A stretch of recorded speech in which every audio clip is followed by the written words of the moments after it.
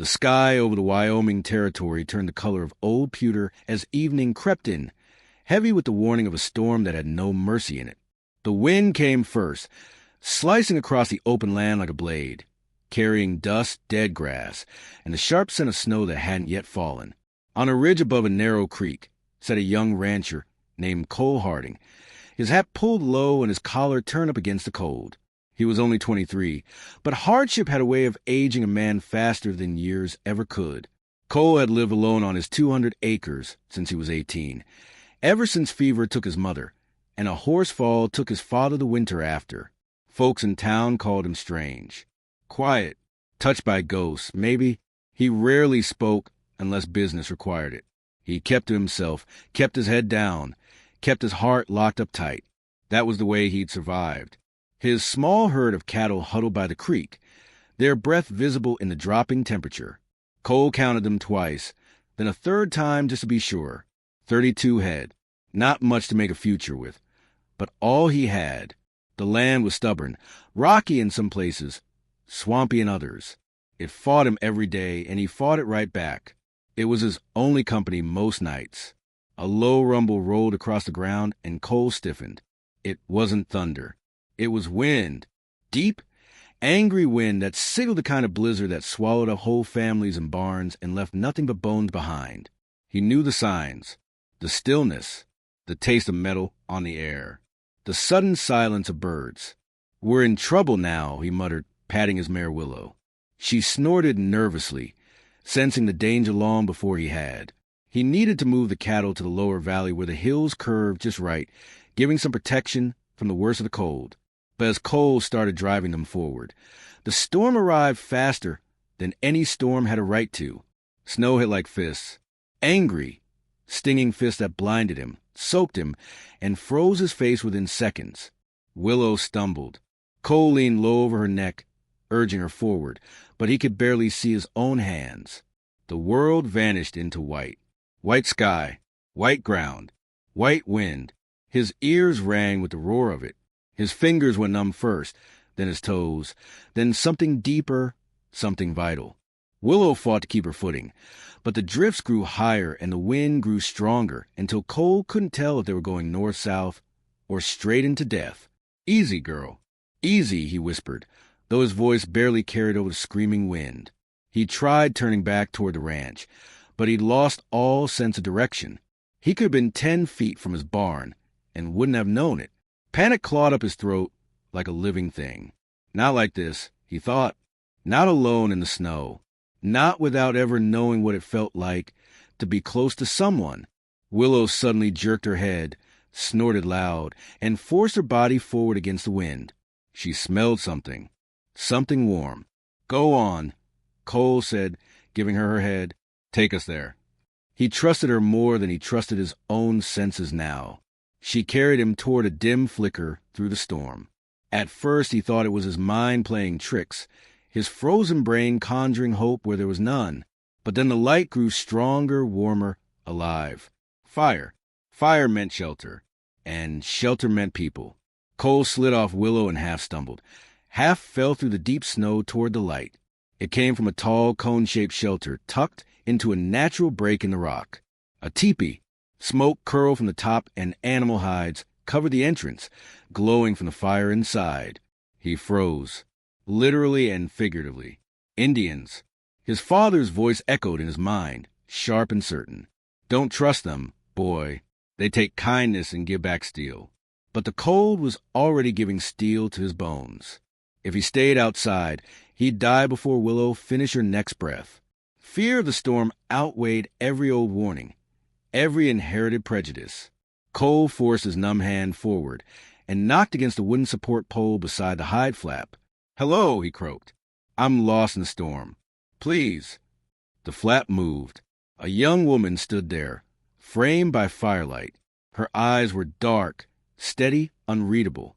Her hair, long and black, was braided over her shoulder. She couldn't have been older than 20.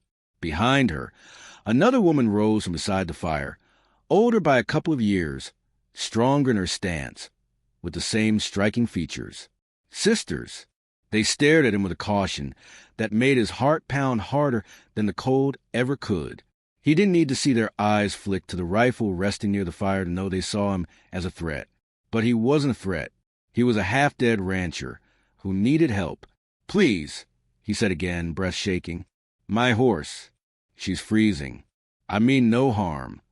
The two exchanged a quick, quiet conversation in their language, words flowing like water over stone. Then the younger one nodded. "Come," she said, her voice accented but sure. "Bring your horse. Storm kills fast." They went out with him into the screaming wind, showing him where to tie Willow in a small, sheltered crease beside the rocks. When Cole's frozen fingers couldn't manage the knots, the older sister stepped in silently and tied them with practiced ease. Her movements were quick, efficient, born of survival. Inside, the heat hit him so hard he almost fell. The teepee smelled like smoke, leather, and herbs he couldn't name. Buffalo robes covered the ground.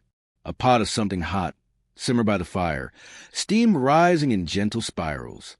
He stood there dripping melted snow, shivering uncontrollably, his body fighting to remember what warmth felt like. "Sit," the younger one said, "before you fall." He sank down by the fire, hardly aware of anything except the pain of warmth returning to his limbs. It burned worse than the cold ever had. "I'm Cole Harding," he managed through chattering teeth. "My ranch is somewhere south of here." "I am Laya," the younger woman said. "This my sister, Ta."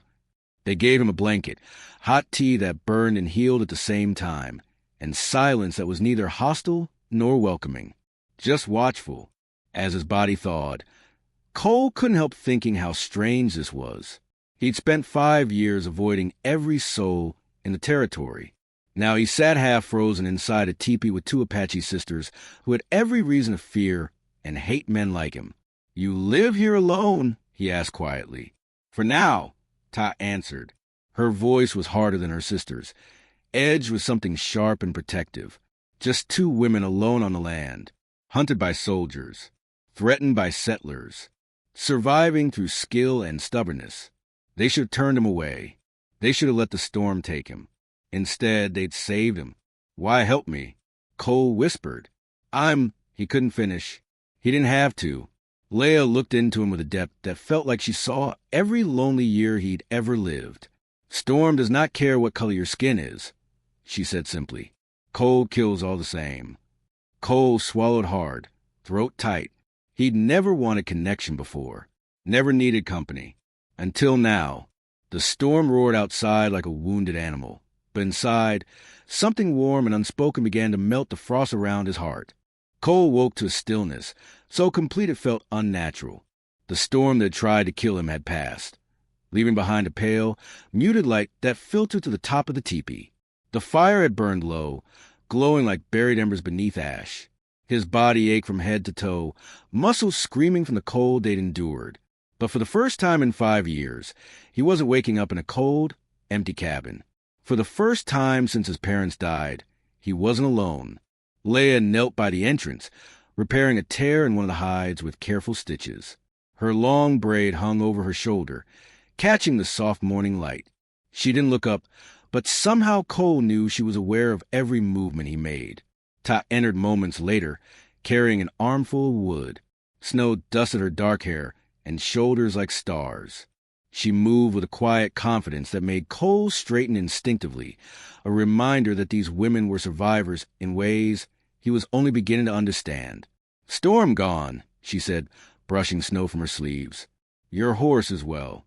Cole let out a breath he didn't realize he'd been holding. "I should check on my cattle," he said, though his voice was unsure. "I need to get back." Leah looked at him then, her dark eyes steady. "Eat first. Long ride in snow." She handed him a carved wooden bowl filled with something that looked simple but smelled rich with herbs and meat. His stomach growled the moment the scent reached him. He took a bite. It was warm, earthy, comforting in a way food hadn't been for him in years. "This is good," he said. Ta gave a small smirk. "Better than the dried beans you eat alone." Cole blinked. "How did you?" She shrugged. "We see far." He didn't know if that meant they had watched him from a distance or simply guessed. But either way, They weren't wrong. Most nights he ate whatever he could cook fast, without effort or care. He had lived like a man trying not to be alive. The sisters watched him eat in silence, but not an uncomfortable one. There was something peaceful about it, something Cole hadn't felt since before his mother died. When he finished, Laya spoke softly. "You live alone?" He nodded. "For 5 years." "Hard years," Ta observed. Not a question, a statement of fact. Cole hesitated. Then, for reasons he couldn't explain, he said more than he intended. "Lost my ma to fever. Then my pa in a horse fall. Ranch is all I had left." He expected pity. He got something else. Understanding. "Our family taken," Laya said gently. "Soldiers forced them to reservation. Many died there. We came here." Cole looked between them. 2 young women alone in a land full of men who'd think them prey, who'd see them as less than human. "That's dangerous," he said quietly. Ta raised an eyebrow. "For who?" He couldn't help it. He almost smiled. The first real smile in longer than he could remember. They invited him outside. The world had transformed overnight. Snow blanketed everything, sparkling in the morning sun, softening the harsh lines of the land. The air was sharp but gentle compared to the storm's rage. Their camp was cleverly hidden between rock formations, the teepee positioned just right to block the north wind. A small spring bubbled nearby, steam rising like breath from a sleeping animal. "You built all this?" Cole asked, genuinely impressed. "Apache women build homes," Ta said matter-of-factly. "Men hunt. Women keep life going." Cole had known some ranchers who couldn't even fix a door hinge properly. These women had built a fortress out of nothing. Laya pointed to a small structure half hidden by brush. "Food cache. We keep safe from animals." Ta showed him herbs growing near the warm spring, naming them in both English and Apache. Each plant had a purpose: healing, flavor, medicine, even storytelling traditions tied to them. Cole found himself leaning closer, nodding like a schoolboy trying to learn everything at once. "You listen well," Laya said, her tone approving. "Never had anyone worth listening to," he admitted. Her expression softened in a way that made his heartbeat thud hard in his chest. Then Ta suddenly stiffened. Her gaze shot toward the distant ridge. "Riders," she whispered. 3 silhouettes moved across the snowy plain, heading straight toward the valley. Cole's stomach clenched. "I know that coat," he said. "Jim prized from the ranch north of mine." Ta's hand went instantly to the knife at her belt. Laya moved closer to Cole, her expression tense, protective. "You stay inside," Ta ordered. "They see us. Trouble comes." "No," Cole said quickly. "Let me talk to them. They know me. They won't fire if I'm there." The sisters exchanged a glance, so quick he almost missed it. Then Laya nodded once. "We trust you," she said simply. Those 3 small words hit Cole harder than the blizzard ever had. He stepped out, waving his arms to draw attention before the riders got too close to the teepee. Jim reined in his horse, his son Billy beside him, and behind them rode a man Cole had hoped never to see again. Davis Cobb, mean as a starving coyote, quick to fight, quicker to hate. "Cole," Jim called, "we thought the storm took you, boy." "Nearly did," Cole said, doing his best to sound casual. "Found shelter just in time." Billy squinted past him. "Shelter where?" "Ain't nothing out here but rocks." Cole stood tall, blocking their view of the teepee. "I'll show you the spot another time. Right now, I need to get back to my herd." Davis let tobacco juice fall into the snow. "You sure you weren't shacked up with some squaws?" The word hit Cole like a slap. Cold fury rose inside him, unfamiliar and sharp. He'd never fought for anything but survival before. Now he wanted to fight for something else entirely. "You watch your mouth, Davis," he said, voice low and dangerous. Davis smirked. "What? Ain't like they belong out here. Should be on the reservation where they—" The sound of a rifle being cocked cut the air like a crack of ice. Ta stood on a rock outcropping, rifle aimed straight at Davis's chest, eyes steady and unblinking. She looked like a statue carved from stone in fury. Jim went pale. "Put that down, miss. No one's looking for trouble." Cole raised both hands. "She's protecting herself." Davis started it. Davis scoffed. Figures you defend them. Cole took a step forward, surprising even himself. They saved my life. That silenced everyone. The words hung in the cold air like breath, visible and undeniable. Jim studied him for a long, heavy moment. Then he sighed, looking tired. Storm's got everyone on edge. Come on, boys. Leave it be. He turned his horse. Billy followed reluctantly. Davis glared, but eventually spat in the snow and rode off, muttering curses under his breath. When their shapes disappeared over the ridge, Cole let out the breath he'd been holding. Ta climbed down slowly, rifle still in hand. Foolish men, she muttered. You could have gotten shot, Cole said. So could you, she replied calmly. You stood for us. Laya stepped closer to Cole, her eyes holding something warm, something deep. You protect us, she said softly. We protect you. Cole felt something shift inside him, something opening that he hadn't known was closed. A door he'd kept locked for 5 years, maybe longer, was finally beginning to swing open. That night, he returned twice to the edge of their camp, looking back at the glow of their fire through the cold darkness. The thought of his empty cabin filled him with a loneliness that felt heavier now than it ever had before.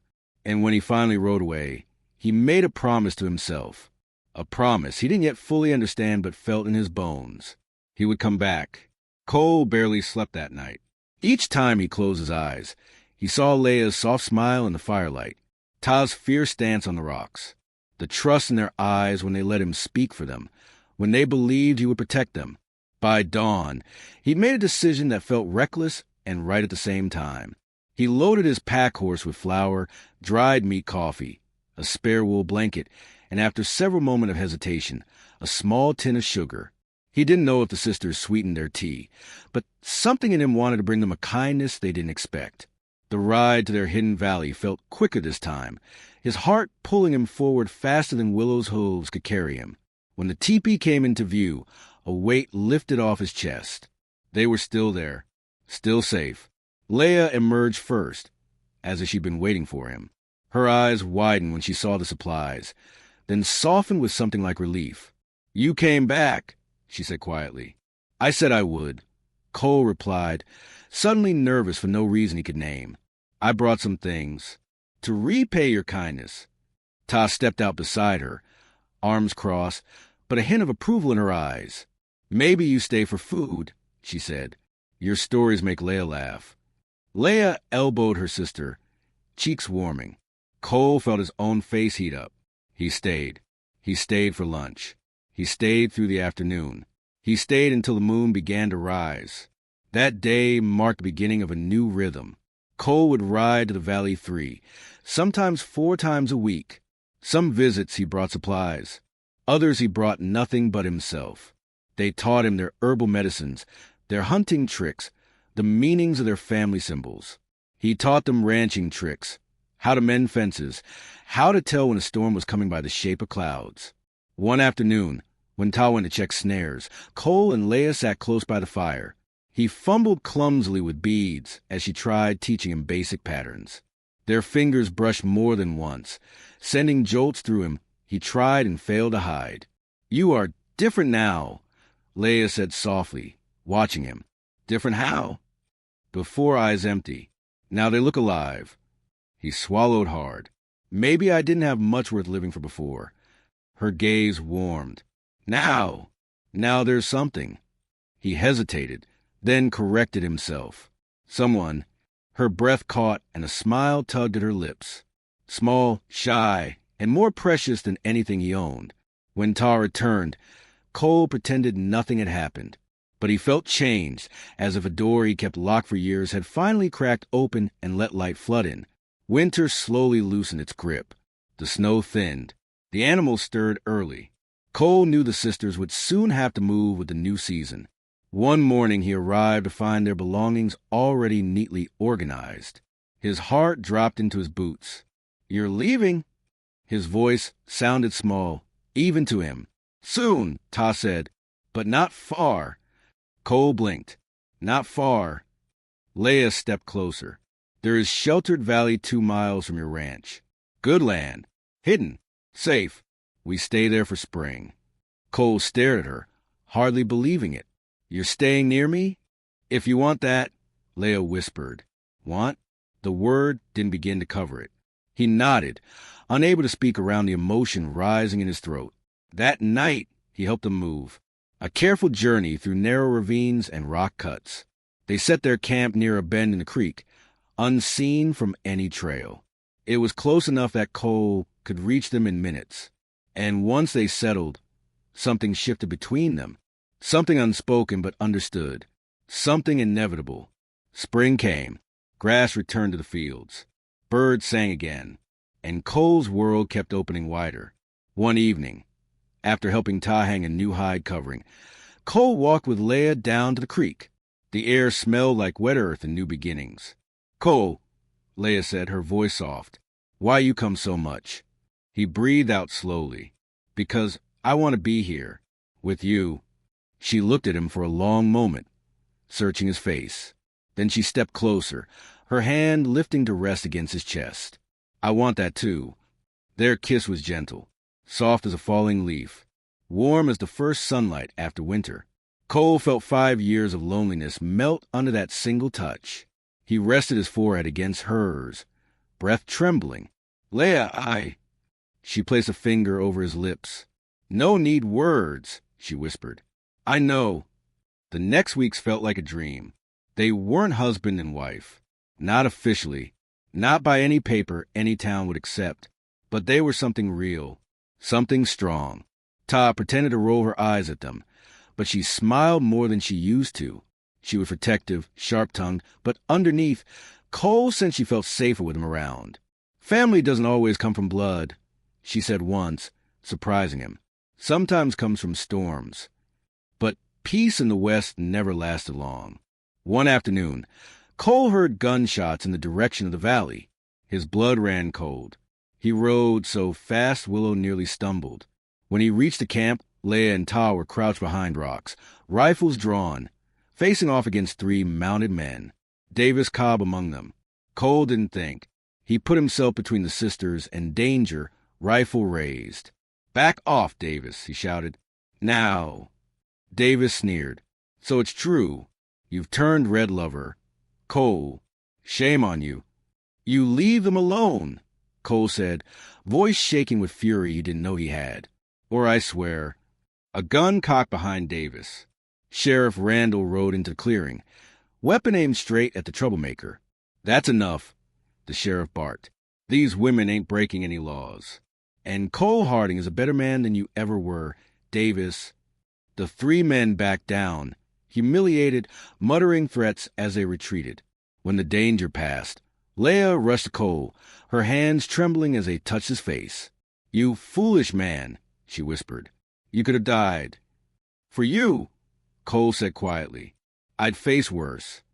Ta crossed her arms, blinking fast to hide emotion. We stand together, she said. And Cole knew it was true. He wasn't alone anymore. That night, under a sky full of stars, Laya took Cole's hands in hers. Our people have tradition, she whispered. We speak vows before fire. No priest needed. No paper. Only hearts. Cole's breath hitched. Laya, are you saying? She nodded. If you want. I choose you. Cole felt tears sting his eyes. He'd never had anyone, choose him back. I choose you too, he said. Ta stood behind them, arms folded, but smiling softly. At last, she muttered. They spoke their vows in the quiet night. Words simple but binding. Where your heart goes, mine follows. Where you seek shelter, I stand beside you. Where winter finds us, we fight it together. When they sealed the vows with a kiss, Cole felt reborn. No longer the lonely rancher. No longer the boy hiding from life. He was a man with a family. A man with purpose. A man with love. The storm that nearly killed him had delivered him to the 2 people who would save him.